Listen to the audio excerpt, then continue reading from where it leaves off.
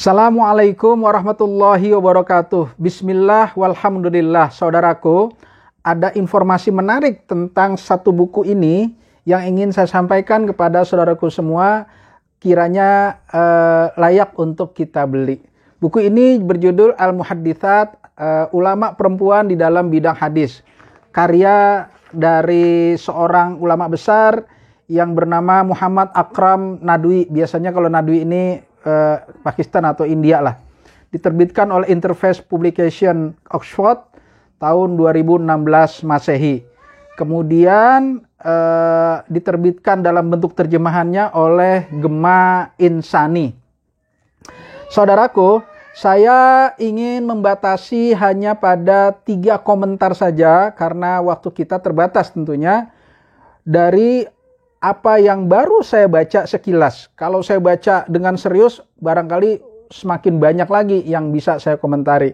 Tetapi coba yang ambil penting-pentingnya saja saya ambil dari buku ini. Yang pertama, saudaraku, bahwa ketika kita baca bagaimana perjuangan wanita-wanita sejak zaman Rasul, zaman sahabat, zaman tabi'in, tabi'in, ternyata luar biasa. Betapa gigihnya para wanita-wanita Islam dahulu di dalam menuntut ilmu dan di dalam menyebarkan ilmu. Dan salah satu cabang ilmu keislaman yang sangat penting adalah ilmu hadis. Jadi tidak sedikit pun gambaran-gambaran yang telah dituduhkan oleh pihak-pihak yang tidak suka, baik kaum Islamfobia, kaum feminis atau liberalis yang kadangkala memojokkan ajaran Islam, terutama terkait dengan kesetaraan gender. Nah, kalau kita baca sejarah ini, ya Allah, luar biasa. Mereka para Islamfobia itu kayaknya dapat khayalan dari mana, atau halusinasi, atau penyakit apa yang menghantui di dalam jiwa mereka. Atau barangkali mereka belum pernah baca sejarah, bahwa tidak sedikit pun ada gambaran-gambaran tuduhan-tuduhan yang mereka tuduhkan bahwa Islam sangat tidak adil dalam kesetaraan gender. Dan terbukti di sini sampai-sampai para wanita-wanita zaman dahulu yang memang mempunyai kompetensi keilmuan tentang hadis, mereka ada yang menyebarkan ilmu pada kaum laki-laki, dan banyak sekali para sahabat meriwayatkan hadis dari para wanita. Dan kita mengenal ada tokoh-tokoh selain Aisyah, selain Fatimah, selain Ummu Salamah, bahkan ada seorang budak luar biasa ya, Maimunah, yang menjadi rujukan hadis juga dari para sahabat. Jadi kalau lihat sudah wanita, budak pula, tetapi juga bisa menjadi rujukan para ahli hadis. Ini sesungguhnya menunjukkan bahwa di dalam sejarah membuktikan bahwa Islam tidak membeda-bedakan kesetaraan gender, terutama di dalam hal hak asasi menuntut ilmu, luar biasa. Nah, itu catatan saya yang pertama, sehingga mari sama-sama kita pelajari lagi sejarah bagaimana para wanita-wanita zaman dahulu begitu gigih di dalam berjuang menegakkan agama Allah, salah satunya menuntut ilmu, dan di antara cabang ilmu adalah ilmu hadis. Yang kedua, catatan saya adalah khusus untuk para Islamfobia, para aktivis feminis dan liberalis yang seringkali memojokkan ajaran Islam tentang keadilan, tentang hak asasi, tentang kesetaraan gender. Saya katakan bahwa Anda perlu mengoreksi jiwa Anda atau mendiagnosa, jangan-jangan di dalam diri Anda ada penyakit, begitu ya.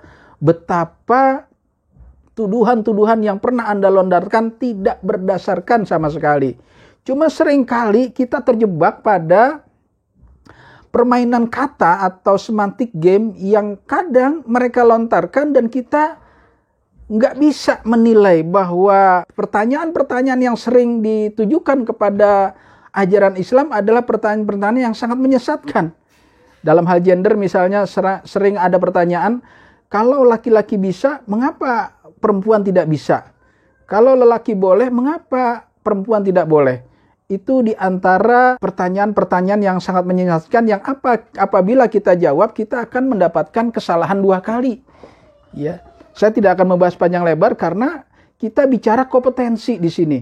Kita bicara kemampuan seseorang. Apabila ada kemampuan-kemampuan pada diri seseorang, misalnya seorang wanita yang menjadi dokter kemudian membidangi spesialisasi kandungan misalnya, jadi wajib, bahkan jadi haram buat laki-laki barangkali memilih fakultas kedokteran jurusan kandungan misalnya.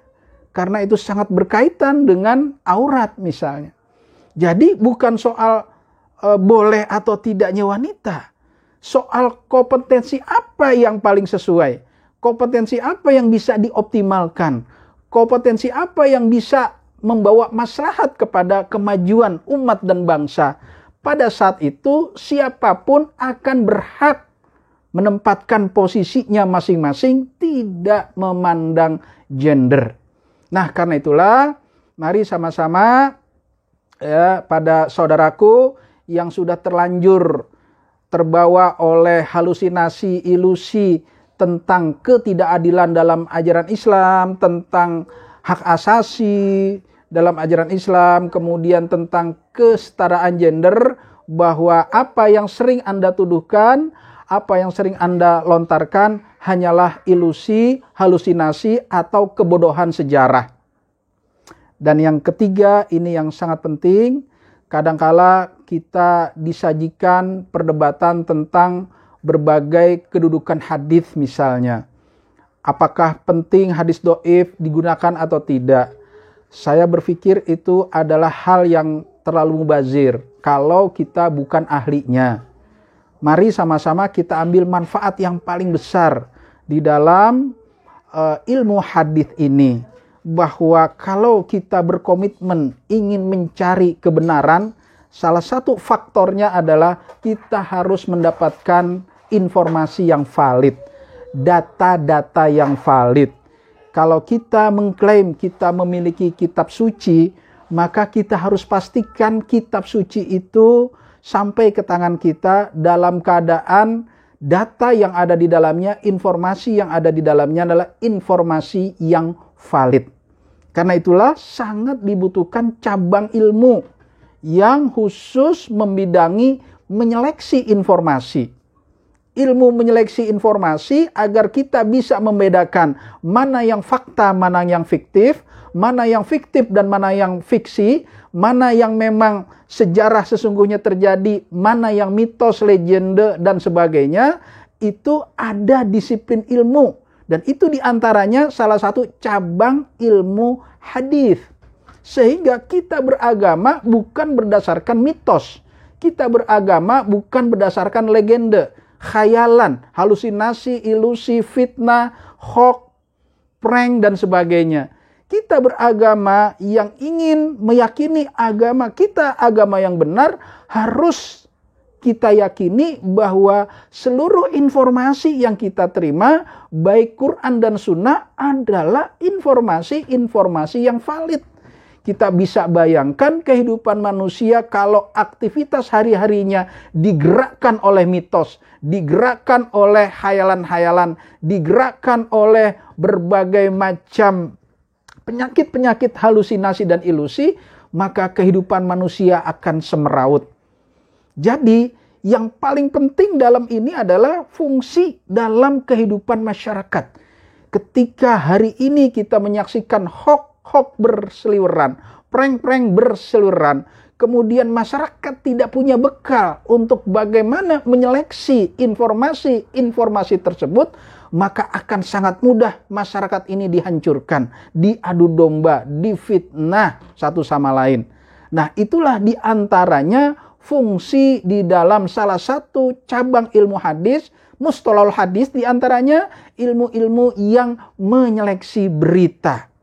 Karena itulah bukan kapasitas saya untuk mengomentari kedudukan-kedudukan hadis yang dhaif, bagaimana bisa dipakai atau tidak. Silahkan serahkan pada ahlinya masing-masing. Dan kalau kita tidak punya kebutuhan untuk itu, jangan ikut-ikut campur.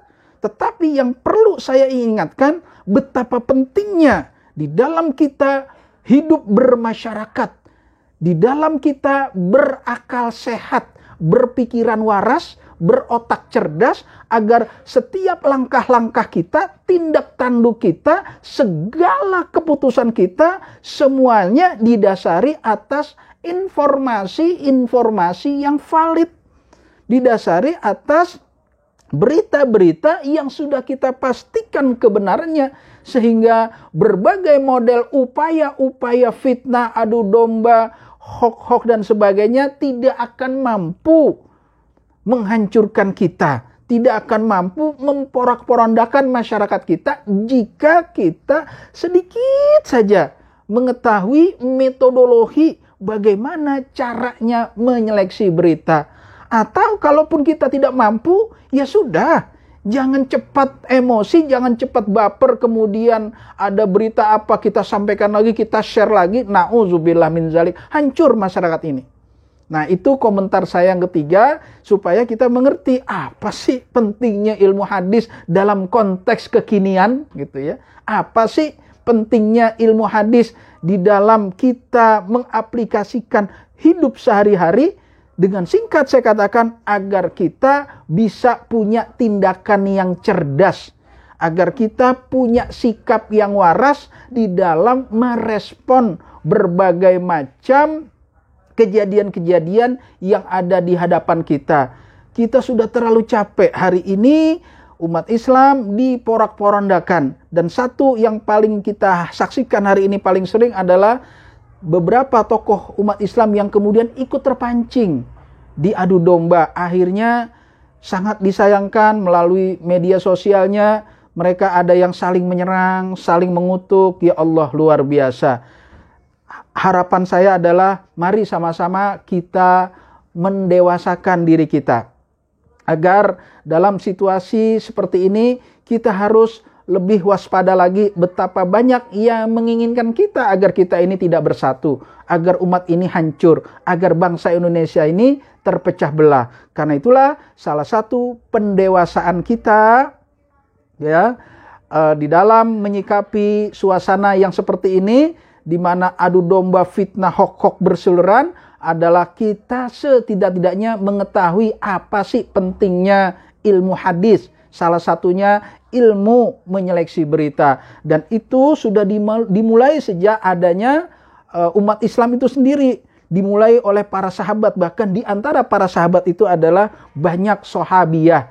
Banyak wanita-wanita yang menuntut ilmu agama. Dan satu di antara cabangnya adalah ilmu hadis. Dan luar biasa hasil-hasil karya mereka kemudian diabadikan. Dan ini salah satu buku yang menceritakan bagaimana kiprah wanita-wanita zaman dahulu yang mempunyai kompetensi sehingga mereka bisa dikategorikan ahli hadis atau disebut muhadditsat, al-muhadditsat. Ya, ulama-ulama perempuan di dalam bidang hadis. Semoga kita menjadi hamba Allah Subhanahu wa taala yang senantiasa diberikan kecerdasan, diberikan kedewasaan di dalam berpikir, stabilitas emosi kita, agar kita senantiasa berhati-hati terhadap berbagai macam upaya fitnah, adu domba, berita hoax-hoax yang begitu banyak berseliweran. Kemudian juga informasi-informasi dari Islamophobia atau orang-orang yang sangat alergi terhadap Islam, berbagai macam ungkapan-ungkapan negatif terhadap gender, ketidakadilan, hak asasi, sehingga semua bisa kita sikapi dengan bijaksana dan akhirnya kita diberikan kekuatan oleh Allah Subhanahu wa taala untuk senantiasa menjaga akal sehat kita di dalam beragama ini, sehingga kita meyakini bahwa kedudukan kita memeluk agama Islam ini dalam keadaan kita meyakini sepenuhnya agama Islam ini yang benar, dan salah satu uji kebenaran sebuah nilai itu adalah dengan sumber informasi yang valid, informasi yang benar, yang kita jamin kebenaran dan kevalidan itu melalui sebuah disiplin ilmu antara sejarah dan jurnalistik, kemudian diambil objek formatnya yang kita sebut dengan ilmu hadis. Semoga kita menjadi orang-orang yang gemar membaca, dan salah satu yang perlu kita baca adalah buku ini. Mohon maaf apabila komentar saya berlebihan. Billahi taufiq wal hidayah. Assalamualaikum warahmatullahi wabarakatuh.